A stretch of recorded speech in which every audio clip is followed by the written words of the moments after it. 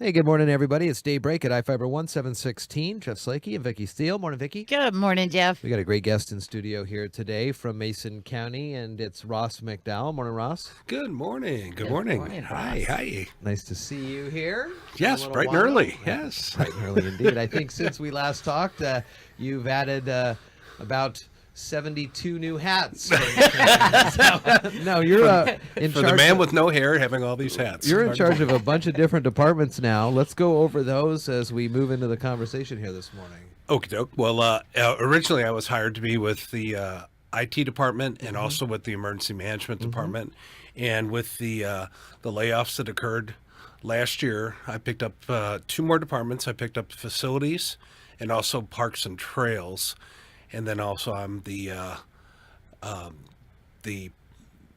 county's safety officer, which is through resolution with the Board of County Commissioners. What do you do with that? No pressure. No pressure. No. I have a lot of time during the day to just sit and contemplate. Yeah. I bet you do. Think about the next thing coming down the pike. Oh, What does yeah. the safety officer do? The safety officer, I work really tight with HR and with the risk management. Basically, we're looking to make sure that everything in the county is safe for our county employees, and also if anybody's coming into our county buildings or any county-owned properties, that they're safe when they get there. There's items there in case something does happen, such as your first aid kits and your AEDs, that make sure those are up and ready. Yes. And we look for different things that are working with the safety committees for each one of the departments, because it can't be just me for the entire county. Sure. That we enlisted people from each one of the departments to look and think a little bit about safety. A lot of things like the plugging in of heaters. The proper way to do it, the proper heaters to have if you're going to use a heater if you're cold in your area. It makes a difference. Trip hazards are always really bad.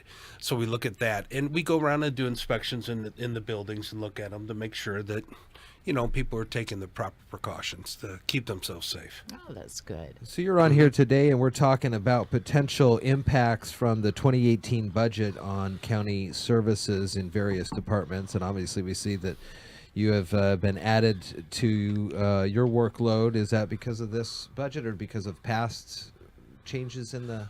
Oh, it's over the from years? this budget, Okay. right? Yes. What are some of the big impacts, if you've got any, to share with the listeners on some of these things? Well, our mid-management is one of the areas where they did a little bit of cutback in, which makes sense. Right. That is usually a normal business. That's where you cut back at. You don't cut back your foot soldiers. You cut back the supervisors. Well, one of the things that I with picking up the parks and trails and picking up facilities, I've been very fortunate. We have very good supervisors that actually work in those 2 departments. I got to shout out to Kelly Frazier he's our facilities supervisor, and Carl or Bud Olson from our parks department. Without those 2 guys, this changeover would be really, really difficult. I'm able to actually do the management portion of it, and my whole philosophy with all the departments is, tell me what you need to do your job, and I will get that for you. Okay. Oh, and that's great. that's my own little mantra of how to get stuff taken care of. I'm here to assist them. I'm not to jump down their throat. I'm not to micromanage them. Oh, that's good. I'm big on more of the team concept and not to stay within your department. I'm big with getting out to each one of the departments, because a lot of our stuff overlaps. Yeah. Right. And I hate to see wasted time when you have 2 departments doing the same thing. Right.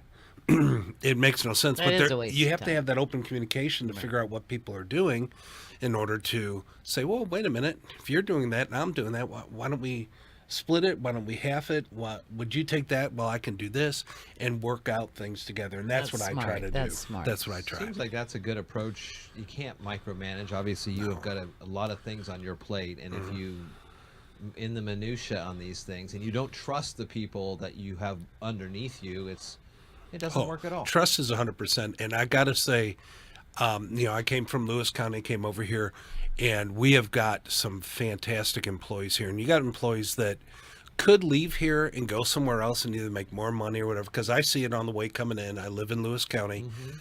I see the line of people going out 101, going up to Olympia, or you see them coming out, going Belfair, going up that way, 3, going to work. Yeah. You have people here that want to be here, and their heart is here. And I don't care how much you pay them. I don't care any of that stuff. If your heart's not in it for being here, you're not going to do a good job. No. You're really not, and that's where I looked at it. And, I was worried for a while that my job was going to be gone. Sure.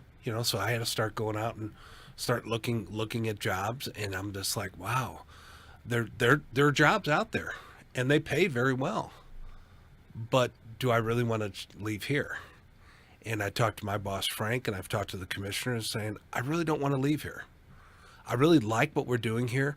We're progressing. We're doing some things that are a little bit different, which different makes it hard for certain people. They don't like change, but there's a lot of change. There's a lot of innovations that are coming up, and there's a lot of stuff in the IT world that we're putting into place here that will make it a lot easier for the newer generation to get information they want.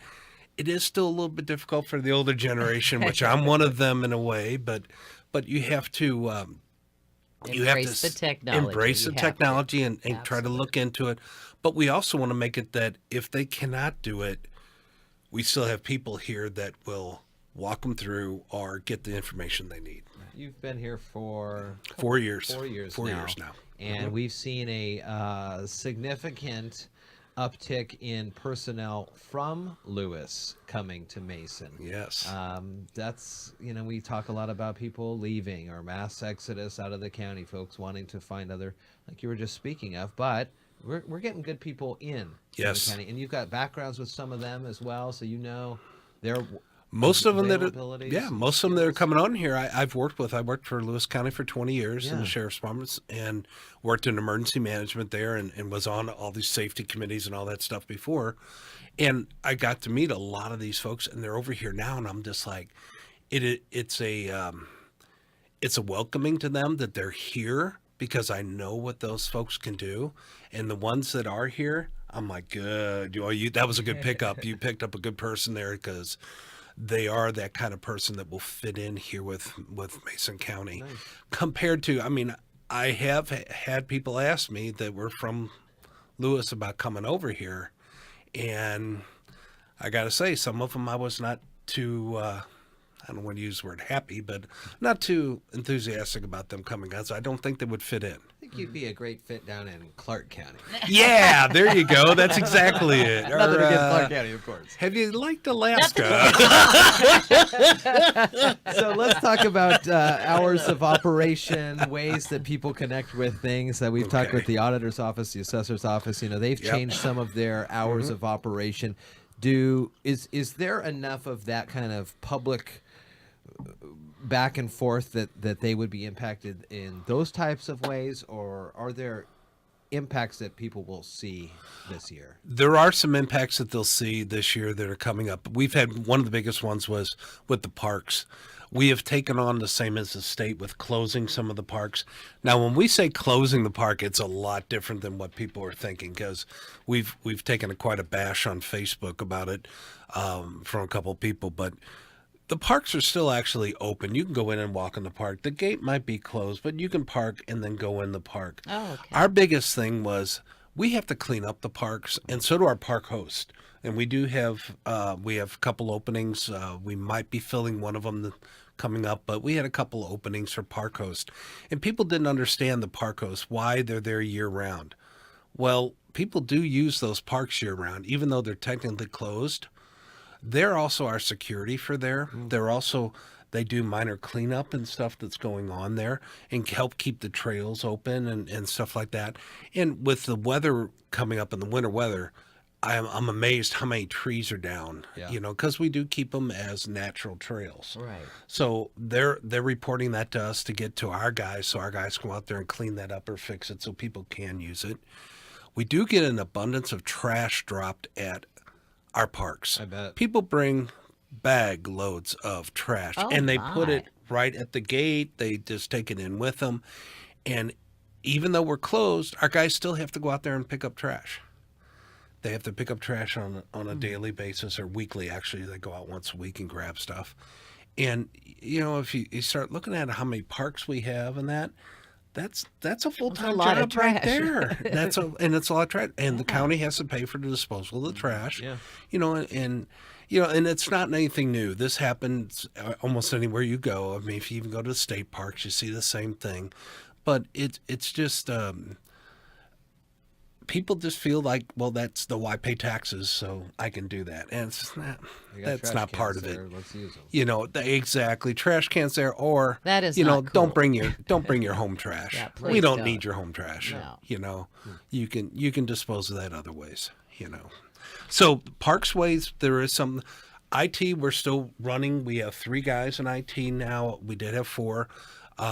We're still running normal hours, and actually we've picked up quite a bit of equipment that we're pulling in to make things supposedly a little bit easier, such as our new phone system, which people hate it because it is one of those, again, you press this number to go here or there. A little complicated, and it does have some glitches in it that we're still working out. It's new. We just got it last year, and we're looking at saying, how can we make this so it is more user-friendly? We've got a group together that we're going to look at doing some different kinds of phone trees to make it easier for you to pick where to go and get you to a person. Yeah. Right. I'm the same way. I get so hacked when you call Press somebody, one press for- 1 and press 2, press 3, and you're like, Goes oh my up to God. 9. You're Yeah. like having to listen to listen. Yeah, and that Yeah. just drives people crazy. So Yeah. we're looking I at start that. hitting 0. And that thinking doesn't it's gonna work. go- I know it That's a doesn't. scary It doesn't thing. work anymore. Yeah. It used to be the op. Yeah, that was always your fallback. Right. There was a Give me default zero. in there. Was Not it's 0, anymore. not anymore. I always, when they ask Yeah. for my That vocal number is input, invalid. I use just gibberish. And then they go, I don't know what you're saying. Let me connect you to somebody. Let me connect you to that That's department. smart. Yeah. Hi, you're at the gibberish that. department. Can I help you? Yeah, exactly. All So, right. I'm gonna start doing parks is one thing. IT is one thing. DEM, we're going to be on all the time. Oh, yeah. We're down to a planner and myself part-time there for that.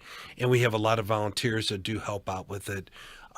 Besides other county employees, when we open up our EOC, Emergency Operations Center, we have county employees that would come in and help. And not only, when I say county employees, I mean like fire departments, all those folks. Yeah. We work in a big combination of people to make sure that we have enough of the right people there in case something does happen. So that's still on a 24/7 basis. And thank goodness for the volunteers. Like you ain't Sheriff kidding. Casey yesterday, he has a lot of volunteers working in his office Yes, too. he does. So Yeah, and one thing I gotta bless the say, volunteers out there. that is volunteer management, having something for them to do. There's I would say most of the time there is something for people to do. Oh, I love that. And that gets them more active in their government. Yes. And they see a different side of it.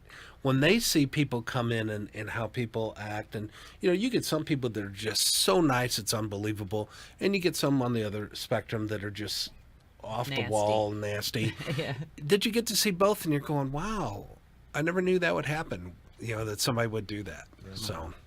Ross McDowell, it's always good talking to you. We got to butt up here against the news. So Okay. well, good to talk with you. Ross is supervising the IT department, emergency management, parks and trails, and facilities now, also the safety officer for the county. We'll put links to all those things there in the show notes. Perfect. Good job, Ross. Perfect. Thank you. Nice to see you, Ross. Hey, nice to be here. Nice to see you guys. Great.